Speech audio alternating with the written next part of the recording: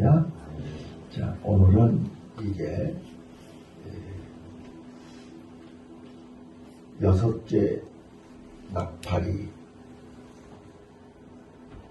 끝나고 7째 나팔 그 사이에 이게 3가지 환상을 보았는데, 그 3가지 환상 중에 첫 번째가 어제 말씀드렸던 이게 두루마리 작은 책의 환상을 어제 말씀드렸고, 오늘 이게 성전 측량하는 환상과 두 번째 두 증인의 환상입니다. 그리고 이제 7 나팔을 불게 되지요. 자, 오늘 여기 첫 번째 1절부터 3절까지요. 1절부터 3절까지 보시면 이게 성전을 청량하라. 여기 놓치지 마셔야 될 것이 뭐냐면요, 전번에도 말씀드렸지만 하나님은 항상 어디에 관심이 계신다고요? 하나님의 집, 만민이 기도하는 하나님의 집에 성전 안에 있는 사람과 성전 밖에 있는 사람들을 구분하십니다. 자, 며칠 전에도 설교 드렸지만요, 여기 한번 봐보세요. 평상시에는 사람을 구분할 때 얼마나 많이 가졌냐, 얼마나 많이 배웠냐, 얼마나 성공했냐, 수십 가지 수백 가지 기준을 가지고 사람을 평가를 해요. 그래서 성공했냐, 실패했냐, 잘났냐, 못났냐, 별별 기준을 가지고 사람을 평가하지만, 이제 홍수 심판이 올 때는 그 기준은 다 무효합니다. 그리고 방주 안에 있느냐, 방주 밖에 있느냐로 구분합니다. 방주 안에 있는 사람은 홍수 심판에 살았고, 방주 밖에 있는 사람들은 다 죽었습니다. 자, 세상 끝날도 마찬가지입니다. 세상 끝날은 성전 안에 있느냐, 성전 밖에 있느냐를 측량합니다. 자, 1절부터 보시죠. 1절 읽습니다. 시작. 일어나서 하나님의 성전과 제단과 그 안에서 경배하는 자들을 청량하라. 2절. 성전과 바다가 청량하지 말고 청량하라. 이것은 이방인에게 주었으니 제가 거룩한 성을 42달 동안 짓밟으리라. 예, 42달을 짓밟는다 그랬어. 42달을 3절에 보면 내가 나의 두 증인에게 권세를 주리니 저희가 굵은 베옷을 입고 1260일을 애언하리라. 1260일이 42달입니다. 자, 그러니까 성전 안에 있는 사람과 성전 밖에 있는 사람으로 구분을 하되, 성전 안에 있는 사람은 측량을 하고 성전 밖에 있는 사람들은 측량하지 말라 그랬어요. 자, 이 말씀이 또 어제와 똑같이 스가랴서 2장 1절로 5절에는 하나님이 스가랴 선지자를 통해서 이 다림줄을 가지고 예루살렘을 측량하라고 해요. 에스겔 선지자는 에스겔서 40장부터 48장까지 성전을 측량하는 예언이에요. 하나님은 철저하게 예루살렘과 하나님의 성전을 측량하신다는 사실이에요. 그 말은 하나님의 눈이, 하나님의 관심이, 하나님은 성전 안에 있는 성도들을 보호하시고 구별하시고 책임을 지신다는 뜻이에요. 아멘. 그래서 탕자의 비유가 뭐예요? 아버지 집에 아버지와 함께 아버지 마음을 알아야 된다는 거예요. 큰아들은 집안에 있으면서도 아버지 마음을 몰라요. 그래서 성전 안에 있으면서도 성전 밖 마당에서 굴러다니는 거예요. 예배를 드리지 않아요. 자, 오늘 교회 안에도 마찬가지예요. 교회 안에 있지만 예배하고 상관이 없어요. 예배 시간에 딴지돼요. 그거는 성전 안에 있지만 예배하고 상관이 없는 거예요. 이 말은 우리가 늘 여기 우리 주보에 하나님은 영이시니 예배하는 자가 신령과 진정으로 예배할지니라, 바로 성령으로 거듭나고 하나님의 은혜와 복음을 깨달은 자는 바로 예배 시간이 소중한 거예요. 예배가 귀한 거예요. 예배하는 그 한 시간이 24시간 중에 가장 소중한 시간인 거예요. 그래서 예수님이 마르다에게, 마르다야, 마리아는 좋은 편을 택했단다. 그 좋은 편이 뭐냐? 물론 음식 만드는 것도 중요하고 봉사하는 것도 중요하고 다 좋아요. 그러나 말씀을 듣는, 말씀이 살아있는, 왜? 그 말씀의 인도를 받아야 되기 때문에 그렇습니다. 말씀의 능력을 힘입어야 되기 때문에 그렇습니다.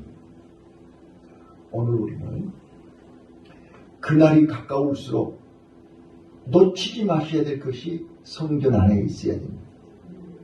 성전 안에 몸만 있어서는 안 됩니다. 신령과 진정으로 하나님을 예배해야 됩니다. 하나님을 만나고 하나님과 대화하고 하나님의 음성을 듣고 하나님의 말씀에 순종하는 사람이 마지막 때 최후 승리하는 사람들입니다. 그래서 2장 3장에서 소아시아 7교회에 이기는 자는 누구냐는 말이에요. 바로 내가 세상 사람들이 나를 어떻게 평가하든 끝까지 이기는 자는 교회 안에서 하나님의 말씀을 지키며 하나님께 예배하는 자입니다. 아멘. 두 번째입니다. 이제 두 증인이 등장하는데요. 3절, 내가 나의 두 증인에게 권세를 주리니.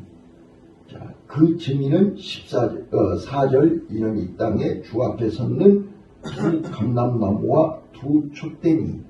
자, 이 말은 두 증인, 한 증인이 아니고 두 증인인 것은 우리 율법에 이게 신명기 19장 15절에 두 증인이 필요합니다. 자, 사람이 범죄하면 반드시 한 사람의 증인 가지고는 안 돼요. 두 사람의 증인이 필요해요. 그래서 두 사람의 증인의 말이 일치할 때 그 사람의 범죄가 확정되는 거란 말이에요. 자, 그러면 여기 두 증인은 뭐 하는 거예요? 왜 마지막 때 주님이 재림 직전에 두 증인이 필요한 거예요? 저들의 죄를 증언해야 되기 때문에 그래요. 자, 두 증인은 여기 두 감람나무와 두 촛대라고 그랬죠. 촛대는 뭐예요? 1장에서 교회죠. 촛대는 교회입니다.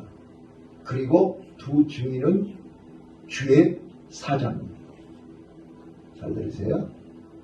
마지막 때에 하나님은 세상에 이 성전 밖에 하나님의 백성들을 핍박하고 괴롭히고 무시하고 멸시하고 죽이려고 했던 그들의 죄를 증언할 사람이 필요합니다. 이게 두 증인입니다. 그들에게 권세를 주셔서 3년 반, 42달, 1260일 동안 복음을 전하게 합니다. 그 복음은 마지막 기회입니다. 근데 그 복음을 들은 사람들이 깨달아지는 사람은 성전 안으로 들어옵니다. 그 말씀이 깨달아지지 않는 사람들은 밖으로 돕니다. 교회 봐보세요. 내가 여러 번 얘기하잖아요. 일생 동안 장로하던 분이 임종할 때 나 예수 목사님 나 예수가 안 믿어져.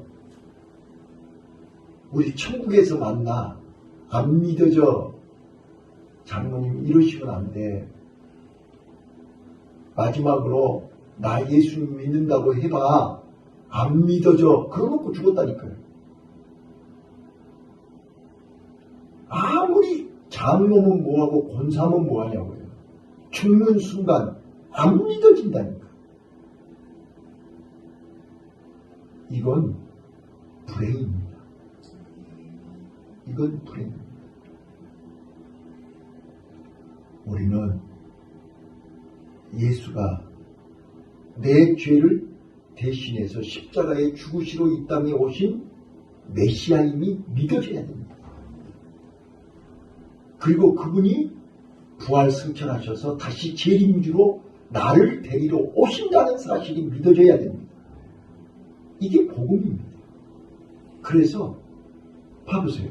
노아가 방주를 다 지어놓고 마지막으로 얘기를 해도 그들은 방주 안에 안 들어옵니다. 미친놈들, 니네들이나 들어가. 니네들이나 잘 믿어. 그렇죠? 자,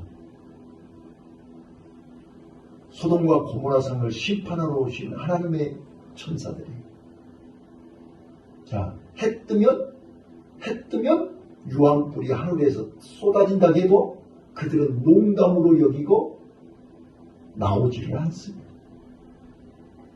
이거를 보면서 우리는 뭘 깨달으셔야 돼요? 아무리 불이야 해도 안 나온 사람은 죽어도 안 나옵니다. 그런데 나와 여러분은 이 말씀이 믿어진 것이 은혜입니다. 믿어진 것이 하나님의 선물입니다. 그래서 믿음은 하나님의 선물이요, 구원은 하나님의 특별한 은혜입니다. 그래서 우리는 하나님 앞에 감사해야 되는 거예요. 하나님, 나에게 이런 믿음을 주시고 이런 은혜를 주신 것을 감사하시기를 바랍니다. 자, 그 다음에 여기 6절 보시면요, 5절 6절 읽을게요. 5절 6절 시작. 그러나 시작. 하나님의 존재를 자유하게 하려 저희에게서 부르셔서 구원을 주시옵소서. 누구든지 행하려면 반드시 이와 같이 시행하리라. 저희가 감체를 가지고 언을 닫아 그 예언하는 자를 떠나 배우지 못하게 하고 또 번제를 가지고 물을 전하게 하여 피되게 하고 아무 때든지 원하는 대로 여러 가지 죄악으로 땅을 치리로다. 예. 자, 여기 보면 두 증인은 마지막 때 3년 반 동안 이 복음을 전할 증인은 어떤 권세를 가졌어요? 엘리야와 같이 하늘을 닫고 비가 오지 못하게 하는 권세, 모세와 같이 물을 피로 만드는, 나일강 물을 피로 만들었죠? 이런 권세. 이 말은 무슨 말이에요? 하나님이 살아계심을 보여준다 그 말이에요. 말씀의 능력이 나타난다 그 말이에요. 네. 누가복음에 예수님께서 말씀하셨죠.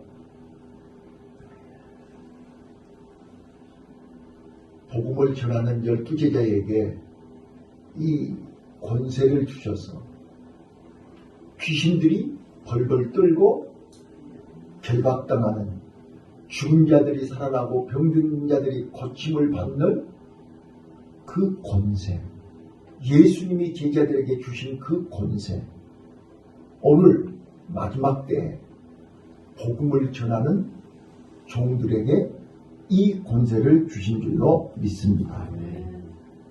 그래서 우리는 끝까지 복음을 붙잡고 말씀을 붙잡고 우리는 믿음을 지켜야 되는 것입니다. 그래서 우리가 말씀이 살아있어야 됩니다. 자, 그 다음에요. 그런데 이제 여기서 이제 조금 이해하기 어려운 것이 뭐냐면 이렇게 3년 반 동안 하늘의 능력과 권세를 가지고 복음을 전했는데 엘리야가 어떻게 됐습니까? 아합왕에게 이세벨에게 쫓겨다녔죠. 그래서 로뎀나무 밑에서 차라리 나 죽여달라고 했지 않았어요? 자, 그런데 3년 반 42달 1260일 동안의 사명이 끝나면 순교당합니다. 그때 그냥 이기게 하시면 안 될까요? 그런데 여러 번 말씀드렸지만 예수님은 십자가에서 죽으심으로 사명을 다하신 것입니다. 두 증인의 사명을 순교해야 사명이 끝나는 것입니다. 12제자들이 다 순교함으로 사명이 끝났습니다. 자, 근데 순교 앞에서 배반하고 순교 앞에서 도망가고 순교 앞에서 배신할 수 있습니다. 12제자들이 그렇지 않았습니까? 그래서 마가다락방에서 성령을 받으라 그러신 겁니다. 성령을 받으면 순교를 두려워하지 않습니다. 성령을 받으면 죽음을 무서워하지 않습니다. 그래서 나와 여러분이 성령 받아야 되는 것입니다. 성령 받아야만 우리가 끝까지 사명을 감당할 수 있고 믿음을 지킬 수 있습니다. 그래서 생명의 주인은 내가 아닙니다. 죽고 사는 것은 하나님 손에 있습니다. 그래서 믿음이 필요한 것입니다. 두 증인이 1240일 동안 일을 마치고, 자, 이제 보세요. 9절 10절 읽겠습니다. 시작. 스스로가 죽수가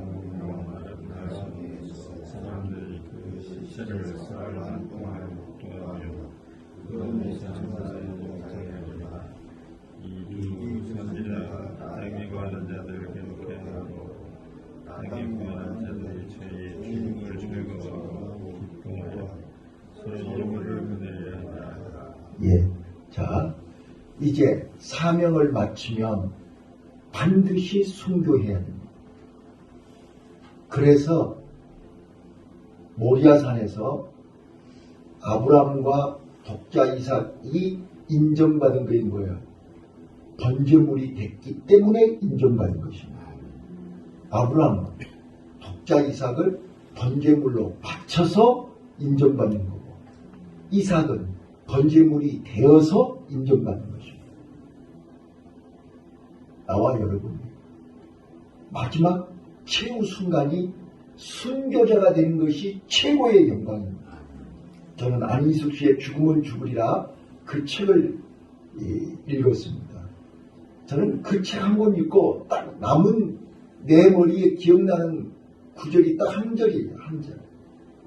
자기는 일본 형사들에게 고문을 받고 감옥살이를 하면서 수없이 고문을 받을 때 너무너무 힘들어서 하나님, 이 고통에서 나를 건져주세요. 빨리 나 죽게 해주세요. 그렇게 기도했대요. 그런데 아무리 죽여달라고 기도를 해도 하나님이 생명을 걷어가시지를 않더래요. 그때 깨달은 거, 순교는 아무나 하는 게 아니다. 나 같은 죄인이 어떻게 순교자가 될 수 있냐? 그걸 깨닫게 됐대요. 그래서 죽음은 죽으리라 해요. 책 제목이. 네, 순교는 아무나 할 수 없어요. 그런데 하나님이 나와 여러분을 순교의 제물로 순교자가 될 수 있는 기회를 주신 것 할렐루야입니다. 아멘.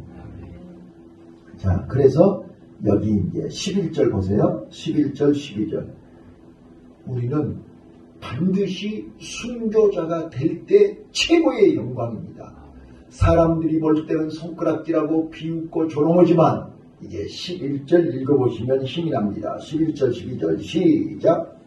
자일과 그의 학교로부터 승리가 저희 속에 들어가며 저희가 별로 잃었으니 그 하나님은 되게 필요하다. 자, 3일반 후에 하나님이 생기를 부르는지요. 그래서 일어난다니까요. 부활한다니까요. 살아난다니까요. 네, 죽고자 하는 자는 산다 그 말이에요. 하나님의 말씀을 믿고 죽으면 사는 거예요. 근데 우리는 그 죽음 앞에서 벌벌 떠는 거예요. 죽기 싫어서. 근데 살고자 하는 자는 죽는 거예요. 자, 그래서 하나님이 일어서게 하시니 구경하는 자들이 크게 두려워하더라. 자, 12절 시작. 하늘로부터 큰 음성이 있어 이리로 올라오며 그를 가고 하늘로 올라가니 저쪽은 천성부가 예, 예수님이 부활하시고 승천하실 때 저들이 다 봤죠.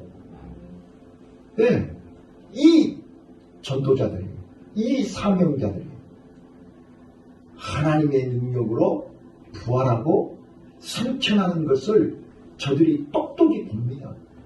그때 이제 어떤 일이 벌어져요? 13절. 예수님이 부활하실 때 하늘이 캄캄해지면서 큰 지진이 일어났었죠. 마찬가지입니다. 13절 시작. 그 시에 그 지진이 나서 성이 무너지고 지진에 죽은 사람이 천천하라. 그 남자들이 들어와요 영광을 하나님께 드리라. 보세요. 자, 예수님 십자가에 죽으실 때도 큰 지진이 일어났고 죽은 자들이 일어났고 그거를 본 사람들이 뭐라고 해요? 백부장이 과연 예수님은 메시아다. 과연 예수님은 하나님의 아들이다. 이렇게 고백했지 않았어요? 자, 저들이 구경하는 자들이 이제 하늘에 하나님께 영광을 돌리더라. 결국은 하나님께 영광 돌리게 돼 있습니다. 아멘. 여기까지가 이제 두 증인의 환상이고, 자, 이제 14절부터 마지막 19절까지는 일곱째 나팔을 붑니다. 자, 14절 시작. 15절. 일곱째 천사가 나팔을 불매 하늘하고 큰 성이 나서 세상 나라가 우리 주와 그 그리스도의 나라가 되어 그가 스스로 왕으로 하시리라. 16절. 하나님 앞에 자기 보좌에 앉은 24 장로들이 엎드려 얼굴을 대고 하나님께 경배하더라. 그래서 하나님께 예배하는 거예요. 천상에서. 자, 마지막 19절 읽고 마칠게요. 시작. 이에 하늘에 있는 하나님의 생전이 열리니 성전 안에 하나님의 약궤가 되어오며 또 무게와 음성이 가운데 생과 지진과 큰 무악이 있느니라. 하늘이 열리고 하나님의 성전이 보이더라. 성전 안에 하나님의 언약궤가 있고 이제 마지막 일곱 대접재앙을 할 이 번개와 음성들과 내성과 지진과 큰 우박이 있더라. 이게 마지막이 이제 세 번째 일곱 대접재앙이 예비되어 있다 그 말이에요. 오늘 이 말씀을 기억하시면서 우리 성전 안에서 끝까지 믿음을 지킵시다. 우리는 어떤 핍박, 어떤 환난, 어떤 고난이 와도 두려워하지 마세요.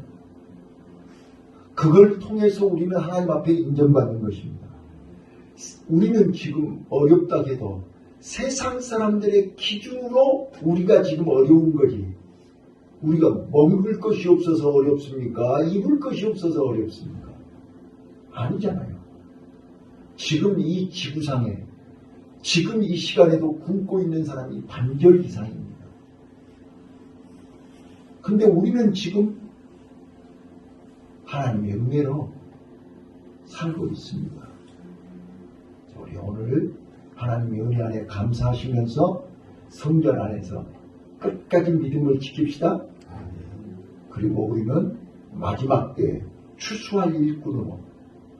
추수할 일꾼으로 하나님 앞에 쓰임받는 것 감사하시고 우리 주님 부르시는 그날까지 순교자가 될 수 있도록 순교자의 반열에 올라가는 나와 여러분이 되시기를 예수님 이름으로 축원합니다.